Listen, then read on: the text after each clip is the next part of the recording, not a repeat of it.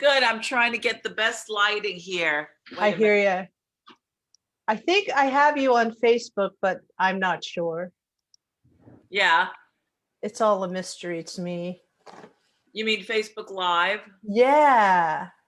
You want me to check? Yeah, I'm looking now. I think it's a little delayed. Ah, there you are. I think it worked. Okay. Ooh, technology.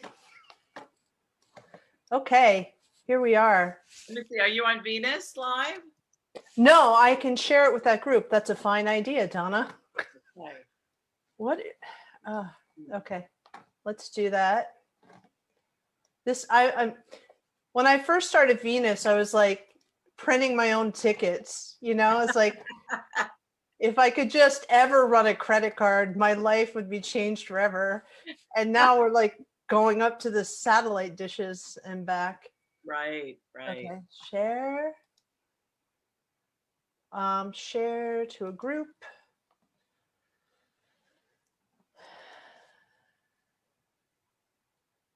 Have we done it?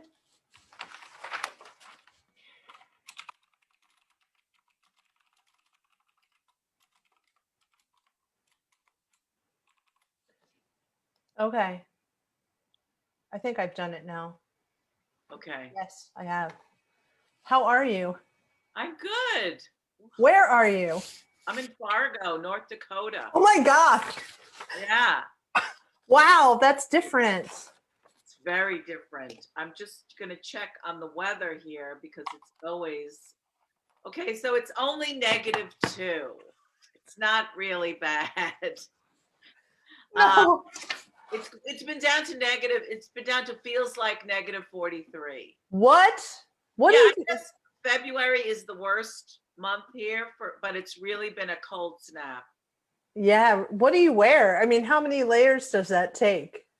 It takes a lot of down vests and jackets and boots and gloves, and a car with like a heated seat helps, you know.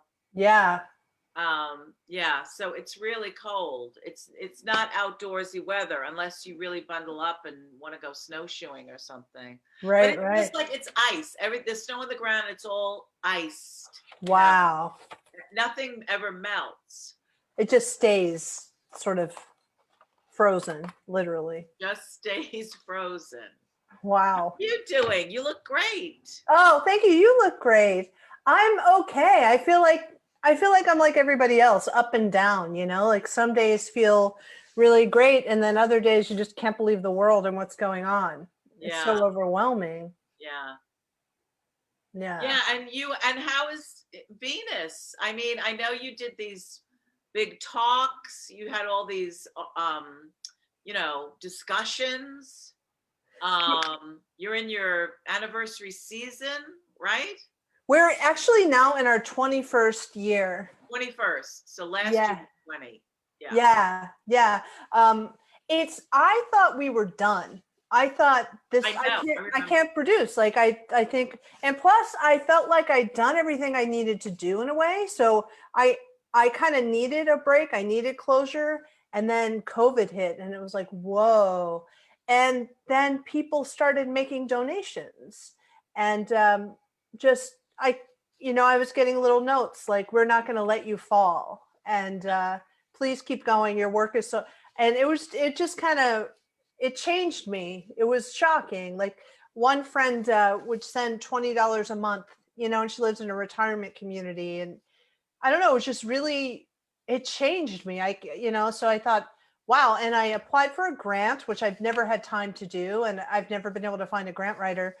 And so we received a grant to cover a lot of our overhead for most of the year. So that was life altering. And Right. now I'm talking to a contractor and a designer. I have teams. We're basically gutting the space. We're taking everything out. We're taking it out of thrust or out of the alley staging, and we're putting it into proscenium. And we're just cleaning it, just hoping to get a new HVAC system that's state of the art. So the air quality is super high. And just taking this time to literally restructure the physical space. I think that sounds amazing. Yeah, we were talking today, it's a small enough space where you can have your quarantine cluster just come see a play and then leave, and then we can disinfect. Right. Right. So I'm along for the ride. I feel good. I feel like I've done everything I wanted to do. So now it's just bonus. You pivoted well. You pivoted well with COVID, and it pivoted you. Sounds Either like it pivoted you. it was a dance. I think it was some Yeah. strange dance. Yeah. And so you came out of it with all these fresh ideas. Yeah, the one thing that didn't change was my team. I'm just surrounded by the most gifted, talented, generous designers. And I still don't know why they want to work with me. And they're like, it feels like home. It feels like home when we come here with you. And so that was like, yeah, I would like to keep working with these incredibly gifted people, and I would like to pay them a living wage. What happens if I keep grant writing? What happens if I keep turning this into the thing I never had time before to turn it into? So I don't know, it's really an interesting journey. Thank you for asking. That's great. I love it. Yay. Yeah. So there were a few things on my mind. Thank you for talking to me. The first idea I wanted to talk to you about was Mary Trump talked about toxic positivity, which was coming out of the Norman Vincent Peale preacher approach. And once I heard that phrase, toxic positivity, I was like, yes, it sort of made sense of the narcissist. It was the control mechanism where you better smile and you better be grateful. And I wanted to talk to you about that and just get your thoughts on that, in terms of your work, your life, just see where you were at with this idea of toxic positivity. I think it's interesting that you brought that up, and then I started reading about it. I think it's always been around, right? Yeah. It's always been around.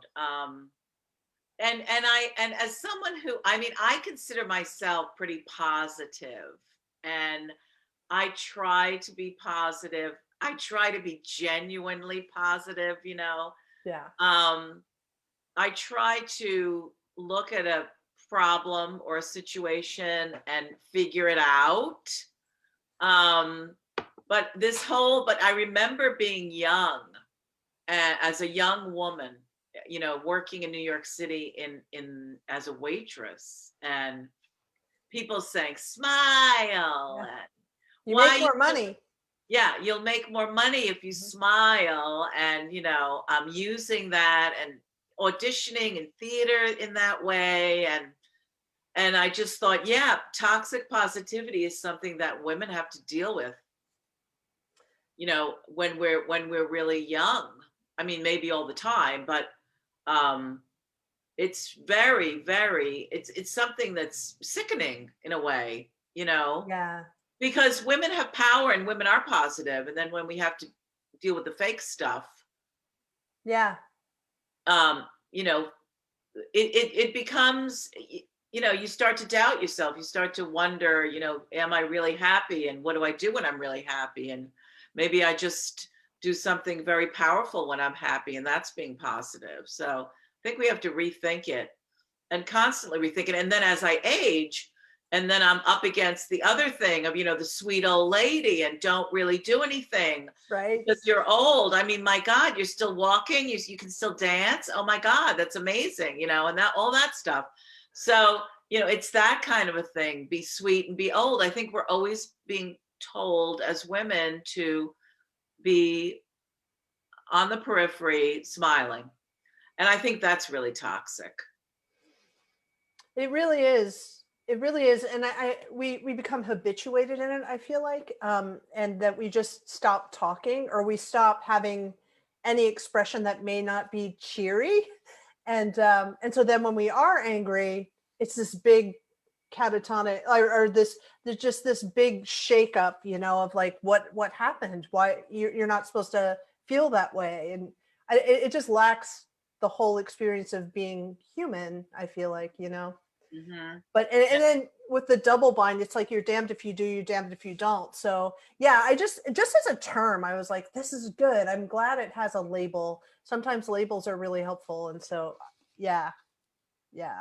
And the other thing is, like, it's toxic to sort of ignore stuff, and that toxic positivity means ignoring stuff. Just brushing it off. Just keep going, keep smiling, forget it. It's all good. Everything's good, all good, all good. And I think it comes from, I mean, it's especially hard in COVID because how are you? Great. I'm fine dealing with it. I'm dealing with it. I'm getting through. I'm muddling through. It's all going to be fine. It's all going to be over soon. We just need this, we just need that. And it makes us, and when we're in these bubbles and when we're alone, I mean, who do we share our emotions with? you know Right. so it can get to you. you know Yeah. Big time. Yeah. aloneness is not a good place to be positive from, period. you know Right. Yeah, and I feel like it makes us stuck. Like, we have to go through it to get to the other side. And when we decide not to go through whatever the process is, then by default we kind of never get to the other side of it. And so it just feels like a perpetuating thing. Yeah. Yeah. And the other thing that popped up with I was reading finally, now I get to get caught up on reading as well, which is great. yeah. Yeah, but Rebecca Solnit's Men Explain Things to Me.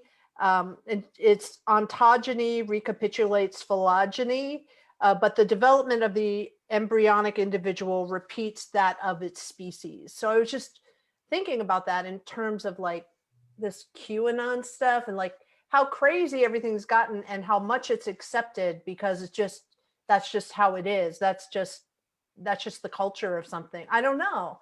So I wanted to talk to you about that Well, as well. do you think that this stuff has been I mean, I think that we're exposing stuff that's been there all along, we just didn't really see it. And maybe it's good.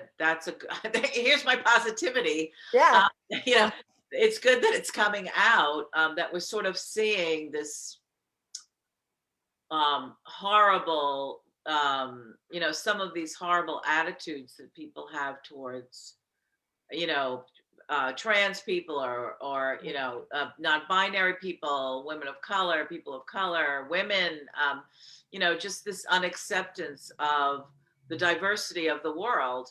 Right. These other people came out, it was like, whoa, there's lots of you. Shocking. Yeah, yeah. Shocking. Yeah. So in one way, you have to be prepared more, than I think. Um, I mean, maybe younger people always knew that this was happening around them, that there were a lot of, real racist people in the world, and maybe the gains that we made in feminism sort of skirted over a lot of stuff until we got into intersectionality. And now I think that has to do with sort of intersectionality blowing up. You It, do. it, you know, you know. Yeah. That makes a lot of sense. Yeah, I mean, I'm waiting for the real conversations, those hard conversations that are hard to have. Are we finally going to get there? Right. And then we can go to the other side and like, yeah, exactly. Go through that, whatever that process Yeah. is another part of the avoidance. Yeah. It's so shocking to see, all of it at once. It's just a lot. Let me. How many friends have you unfriended on Facebook? I mean, because of this kind of stuff. That's just been, for me, that's been the big thing about how I've had to eliminate some people from my life. I Definitely. never thought I would. Right. Because you You want know. to be tolerant or you want to, yeah. Yeah, there is a toxicity to it. And yeah, several. And a lot of them were people I went to high school with. And it was just Yeah. this constant refrain of kind of, how are we coming from the same place? How did we have the same teachers? I don't get this. Like, I don't get this. And then two of the guys I went to high school with died of COVID, and their funerals were across the street from each other. And I just thought, I mean, I don't know, it's it's terrifying. It's just shocking. And I feel like the world is the stage, like the drama going on needs our full focus. So it doesn't feel right for me to try to create otherwise, because this is all so big. You know what I mean? Yeah.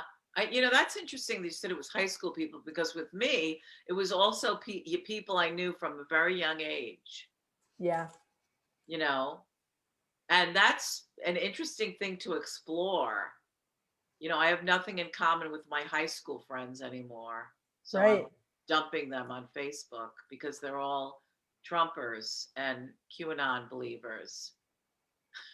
How Which, did that happen? yeah, how did that happen? How did that happen? It's I shocking. don't know. I don't know. And this whole thing with the politicizing of mask wearing. Oh my God. Yeah. What is that? I think, you know what I think it is. And I don't know why I'm going back to my waitress days, but when I was a waitress, I felt that some people were so sad in their lives and they didn't have much. But Right. what they did have is they had a prerogative to tip or not to tip. Yes. And that was the one prerogative they could, push some power over. And this is the same thing. I cannot wear a mask. It's my one, I should not have to put on a mask. And I don't have many prerogatives in life, but that's one that I have, and I'm not going to give it up. It's literally a hill to die on. Like, Yes, right. It is. But, it's, it's a right. People are thinking of it as a right. yeah. That is because I don't have many rights. I mean, I don't, maybe I'm, whatever is happening in my life, I don't have lots of things I have power over. So I'm going to control this. I think that's some of it. Yeah. You know, it's defiance. I'm going to control this, even though I could die. Yeah, it's also just such a strong denial system, which I feel like is the common thread with every dysfunctional family. It's like, that's not true. That's not the truth. This is the truth. There are alternate facts. Like, this is the truth. That's not the truth. And if you wear a mask, you're defying me because you're not supporting what I deem to be the truth. So therefore you don't love me and you can no longer be a part of this. It's just so familiar in a way. And we stopped so quickly at Bibi Bop, this little food place. And I'm like, I'm just going to go in and go through. And there were like 25 people in there. And it was 12 minutes from the time I left the car and got back to the car. But there was just people, because you're eating, so your mask comes off.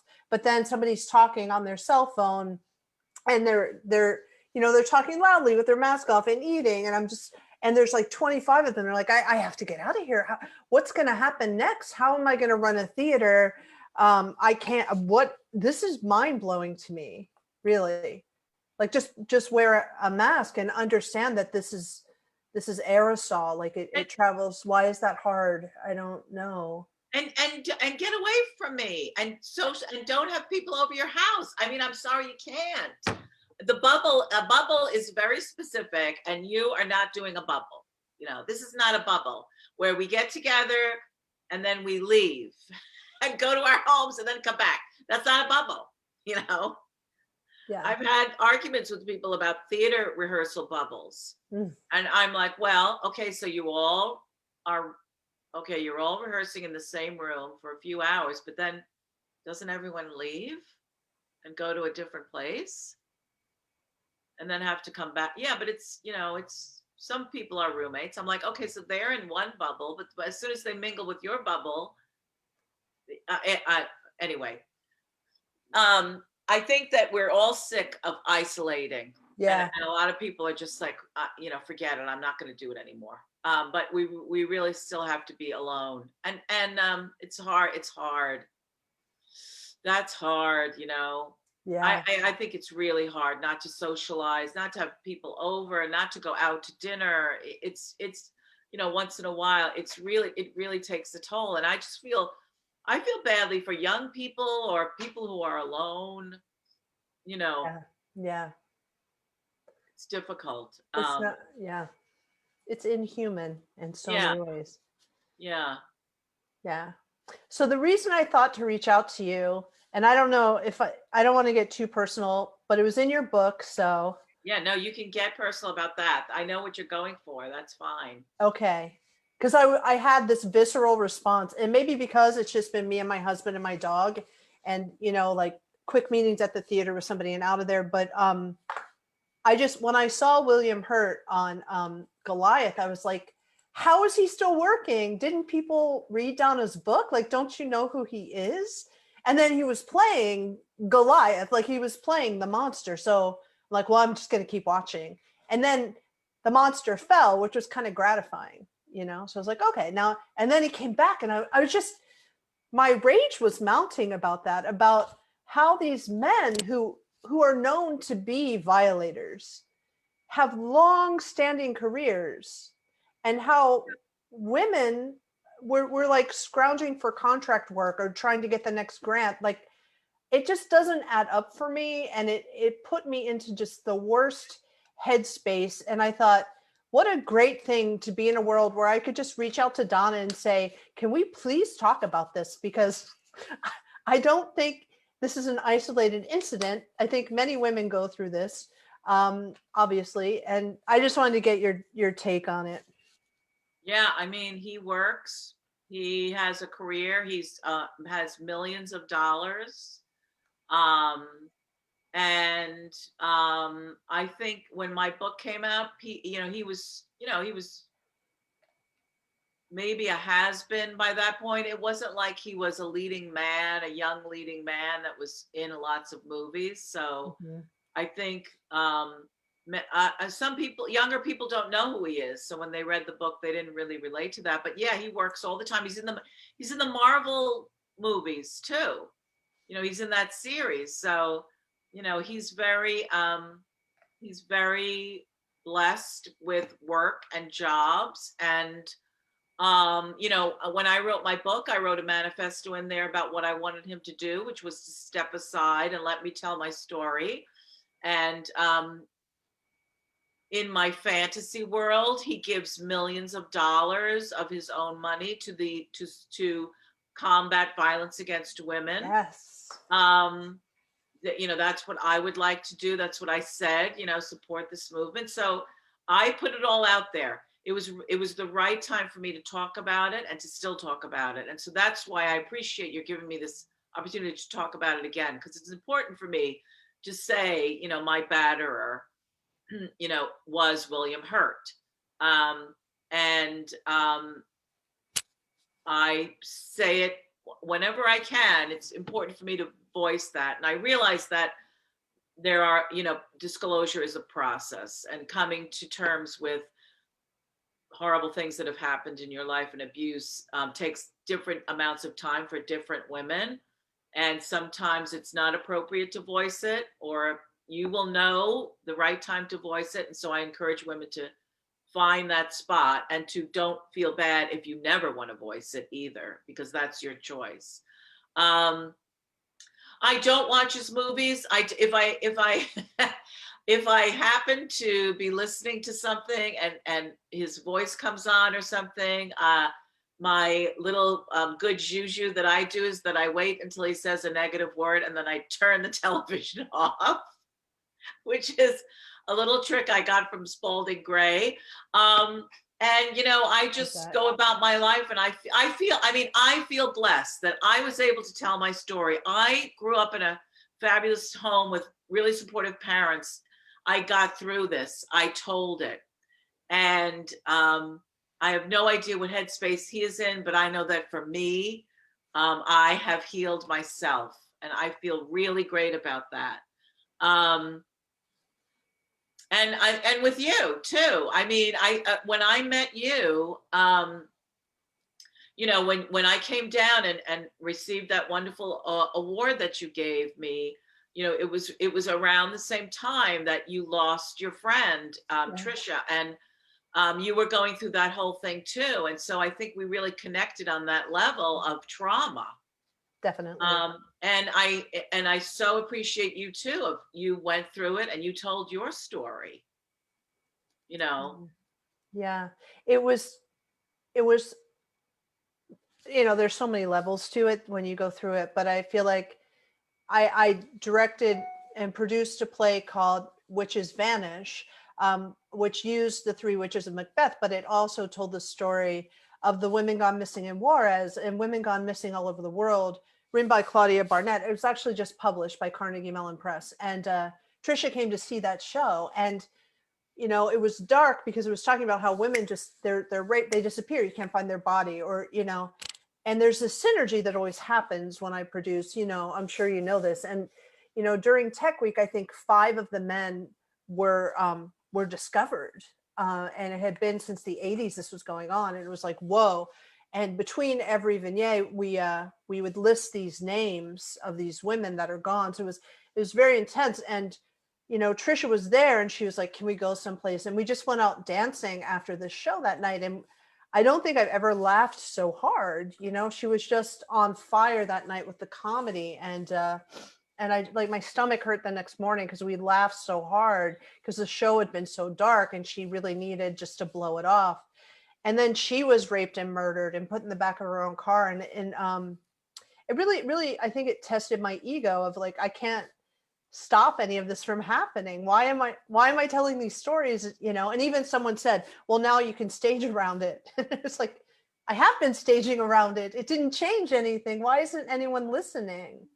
And so that's kind of how I felt when I saw William Hurt. I was like, I didn't mean to watch this. And I don't know, they keep existing.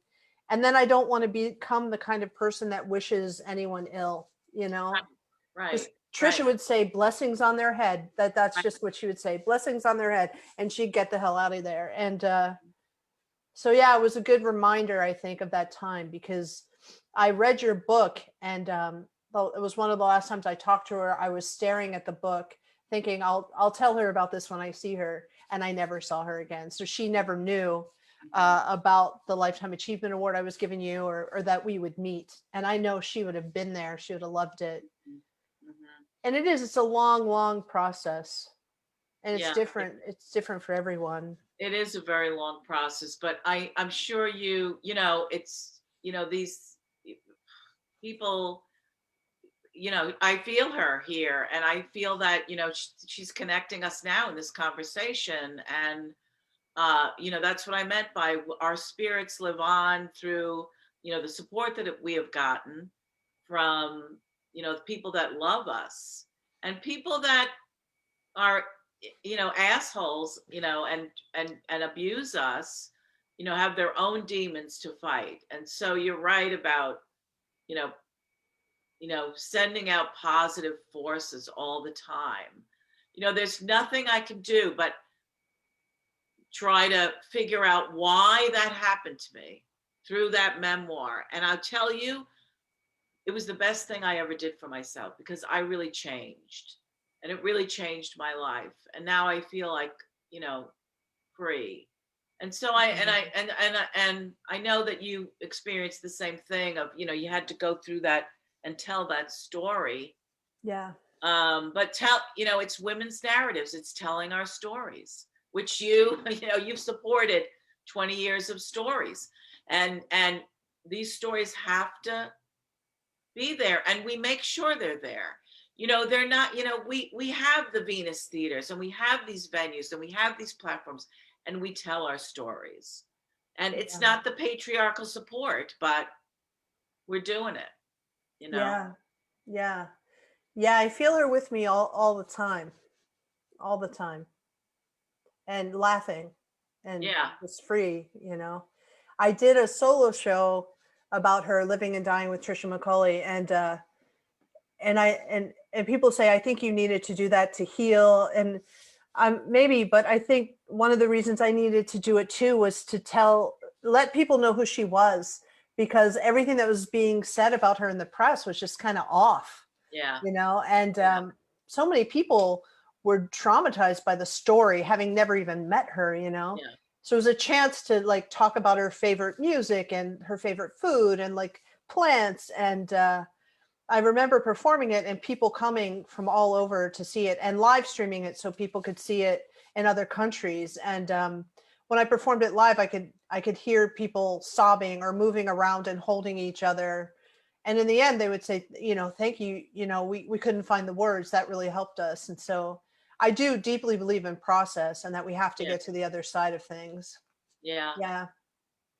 And that people that don't, you know, it's like they become, you know, ashes to ashes kind of thing. Like love never dies, it just changes shapes, but everything else kind of falls.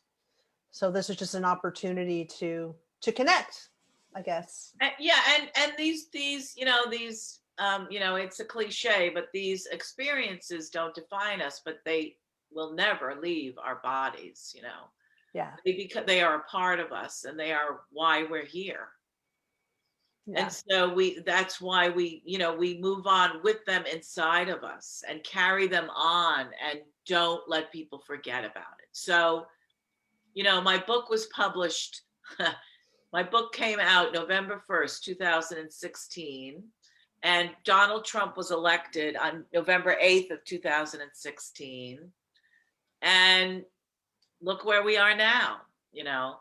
So it was, you know, so it's been, you know, that was a really weird book launch for me. And you know, Yeah.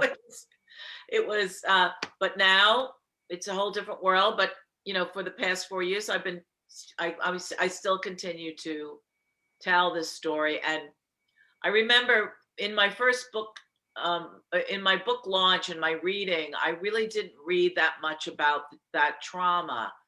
And a friend came and she said, you know, you have to do that, you have to read that part. You are funny and there's lots of funny stuff in your book and everyone loves that part, but you can't avoid that part because that's half of your book. And so ever since she said that to me, I said, you know, you're right. So every single reading I read that part and I tell people, you know, my process, and I pay tribute to anyone who's experienced trauma like that. And I also make it a point to say, tell your story or don't tell it if you don't want to. It's fine, you know. Right. Just the freedom to speak your truth. Yeah. Yeah. Yeah. I think because I felt like um all of these truths were being ignored, I kept staging them in all the ways I could think to stage them. And now that they're seen, now that you can see them and all this sort of, I don't know, this toxicity is coming up to the surface, I feel like next in line is definitely going to be comedy. Like, and I wanted to talk to you about the role of comedy on the other side of this because I'm feeling it pretty strongly. And I was just wondering where you were at with that.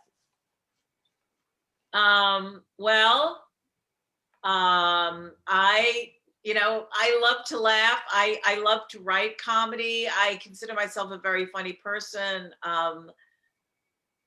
And I think comedy is healing and I think it's a weapon. And I think that, and I wrote a whole section of, so I wrote another book called, you know, 9 Steps to Make a Difference with Activism and Art. And one chapter is called They Will Hate You If You're Funny. Because I think that comedy is power and humor is power, and funny women are like, no, you know, funny women aren't given the opportunities. I mean, look at the comedians and how hard they've had to fight.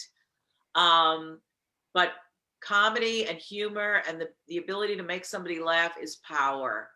And so it's another thing that women have that upsets some people. Yeah. Did you? I don't know if you saw Rachel Maddow the other night when she invoked Emily Latella, No, I didn't see it. Gilda No. Radner, and I mean, Radner is like my all-time Yeah. love. I just remember watching her when I wasn't supposed to watch her and just laughing all night long. And Yeah. Yeah. she was Yeah. just a genius, I thought.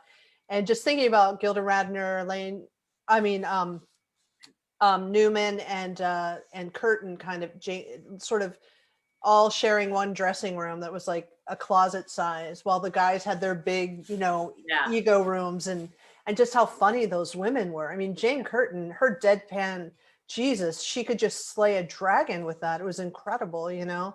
Yeah. And I agree. I totally agree. Yeah, but it is just going to piss people off more.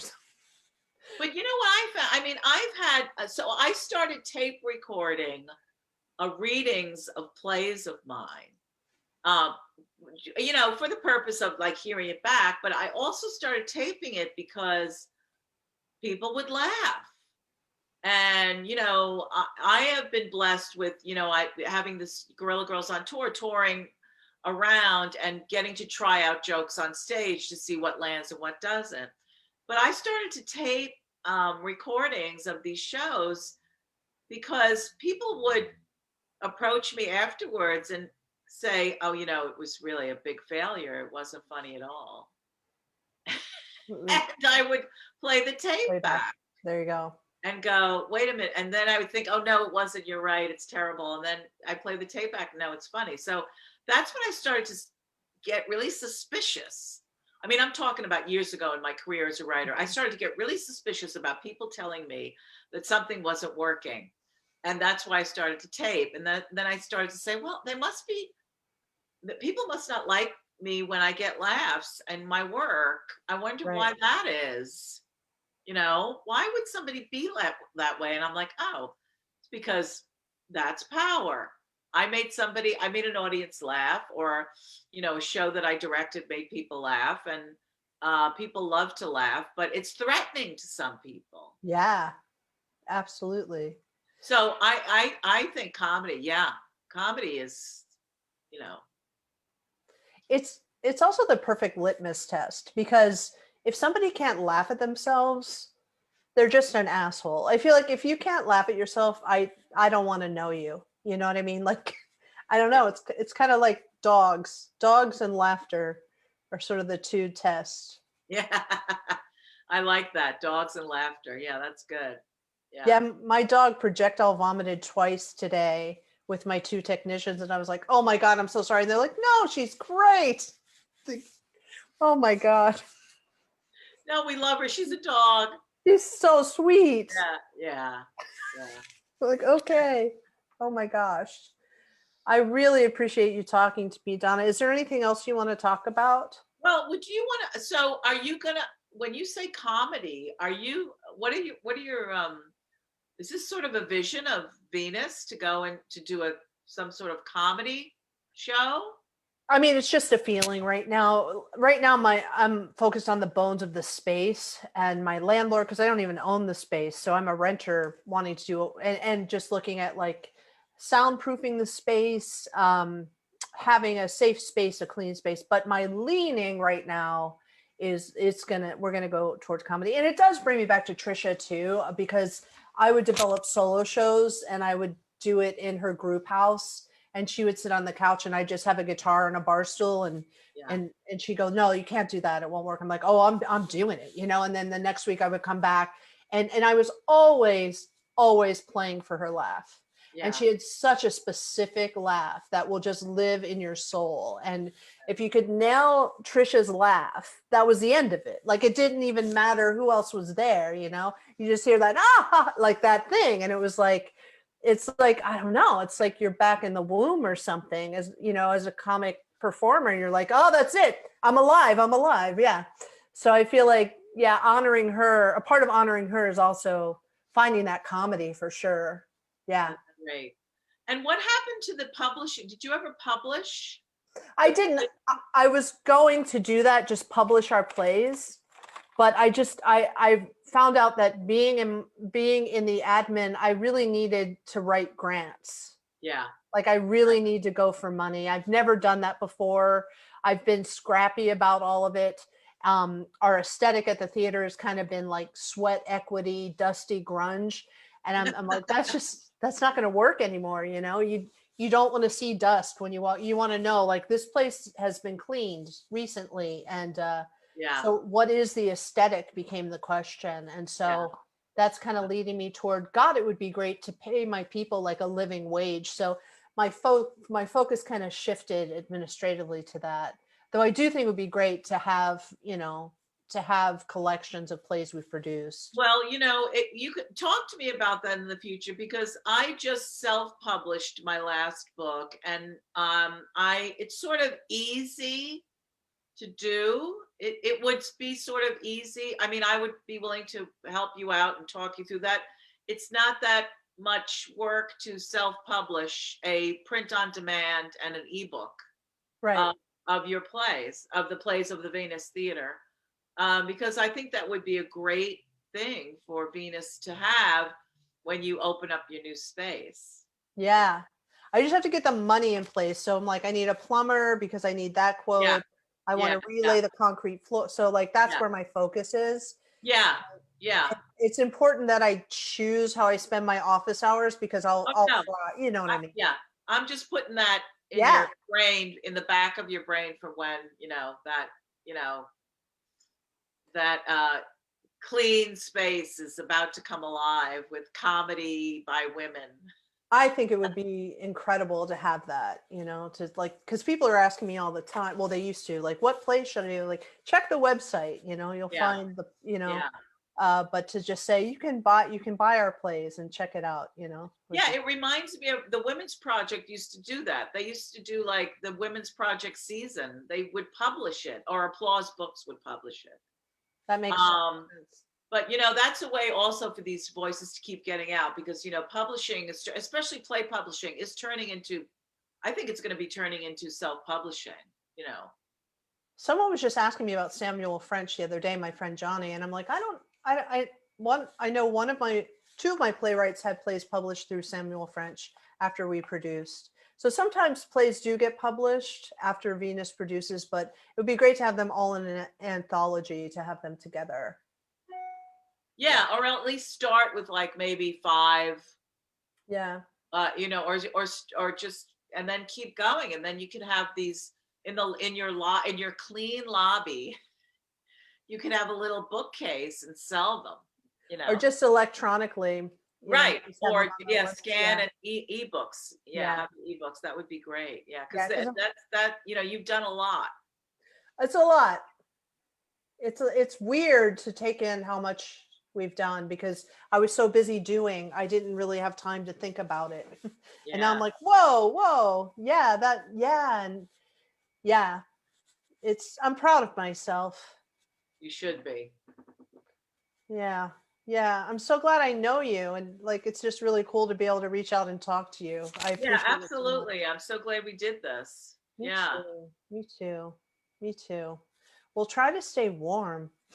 Oh, I am. I have a very toasty house. In fact, it is so dry. The air is so dry, and Yeah. because it's so hot inside and dry outside, that I'm like spritzing and doing all this stuff. But yeah, I'm fine.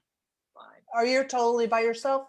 Your husband's still on the East Coast? Yeah, my husband's Oh, on the East Coast, and so he's got like 9 weeks left. I keep telling him till I get back. I'm teaching here, and okay. I'm directing Songs for a New World. How is that? I mean, how is it being in process right now? Well, I'll tell you, it's I was supposed to do Carousel, Wow. huge musical, and in I was supposed to do it in the fall, and probably in July I called them and I said, this is not going to happen. So let's move it to the spring where it might happen. So we moved it to the spring, and then about September, I said, look, we're either going to have to tape record it and put together some sort of live, some sort of Zoomy looking thing, Mhm. or we're going to have to change the show to be, and here are the regulations that Minnesota has for live performances. You have to do a smaller show. Everyone has to wear a mask. Everyone has to be 6 feet apart. So I said, we have to do a song cycle. If we want to do a musical, we have to do a song cycle. So we decided to do Songs for a New World, which is a song cycle with 9 solos, and maybe the rest are duets, and people can be apart. They all have to wear masks. I also cast a small dance ensemble to enhance it. So it is interesting doing live theater in masks. The show will be, they have a 200-seat theater, only 30 people will be let in, and it will be live streamed. Right. That makes sense. But I'll tell you, I this whole Zoom theater thing is sort of, I'm not really that into it. And it's really nice working on a live show, even though we have these parameters of masks and, limited rehearsals and all that stuff. It's the perfect show though to do in that way. I'm grateful to be inside a theater. Yeah. That's, otherwise it's just a different medium. That's what I think of. Helen Hayes and Charles MacArthur. I just think, here she was, the leading lady of the stage, and he's coming out to the West Coast going, we've had these roles written for you, and she's like, I don't do film. Like, I don't like the way I look. It's not my thing. Like, it's live theater is my thing. This is different. And a few weeks ago, someone emailed me and said, we have this great program. We have this great software if you want to do virtual theater. And I think because I'm menopausal now too, like things like your filters fall off and you're like, and I was like, here's the thing. For me, recorded theater is exactly the same thing as bad film. Like I appreciate other people who do it. I know writers can get a lot out of it, but for me, it's just a different medium and it's not what I do. Yeah. And it just became really clear to me. I'm like, this isn't what I do. Yeah, no, and it's totally different, and it's flat. It doesn't translate. You're not breathing together. Right. Yeah. Right. So it's been interesting to be back in it, and who knows when. My best friend's a casting director, and she's like, they keep saying fall, but I'm thinking it's going to be 2022, and, so we'll have to just be patient and make sure everyone wears a mask and gets a vaccine. Yeah, and just be glad to be alive.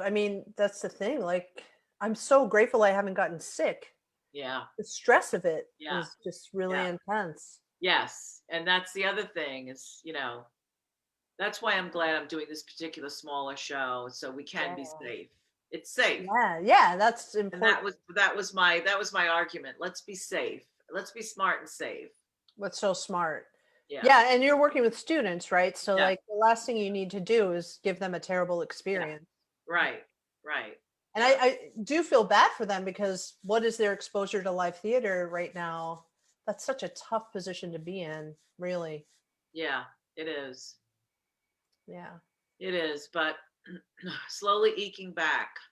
Yeah, slow and steady, better than we were before, cleaner, healthier, more vibrant, more honest, no filters. We'll get there, Donna. We will. Just thanks for being a touchstone, touching you. Thank you. Wait, where's my hair? The touchstone. I need to take our picture. Hold on. This is something I always do. 4. Okay. Coming around. Okay, ready? Ready? 1, 2, 3. Got it. Now, wait a minute. Let me take one picture with my camera. Okay. Like this. Let me do this. Oh, okay. All right, good. Got it. All right. I adore you. Same back. Sending you all the love and hugs. All the love. Virtual hugs. Yeah. Stay warm. You too. Good luck with your renovation of your space and all your grants and everything. It's great talking to you. You too. I'll talk to you soon. Okay. Bye. Bye-bye. Bye.